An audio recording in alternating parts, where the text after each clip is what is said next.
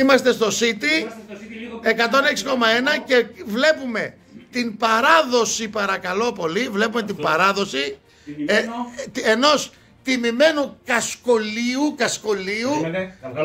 Όχι, παιδιά, δεν μπορώ να τέτοια.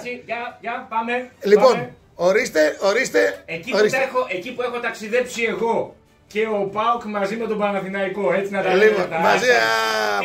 Να διευκρινίσουμε ότι είναι για κάπου που αξίζει τον κόπο. Που αξίζει τον κόπο. Αλλά αν σου άρεσε τόσο πολύ και το νιώθεις επάνω σου οικείο και νιώθεις ότι πραγματικά ήρθες στον ίσιο δρόμο μετά από παλινοδίες, πήγαινε έλα, χωματόδρομους, κατηφόρες, η οικογένεια του ΠΑΟΚ θα ανοίξει την καρδιά της διάπλατα. Ένα χαμένο τέκνο. Μόλις η Νέα Δημοκρατία και το Πασόκ πληρώσουν τα χρέη, θα γίνω τέτοιο ΠΑΟΚ. Σαν τώρα που είσαι η γυναίκα, μόλις πάρει τίτλο ο Άρης, λέει θα σε παντρευτώ. Αυτά γίνανε. Ευχαριστώ πολύ τον Κωστή Τζατσαρό για το κασκόλ.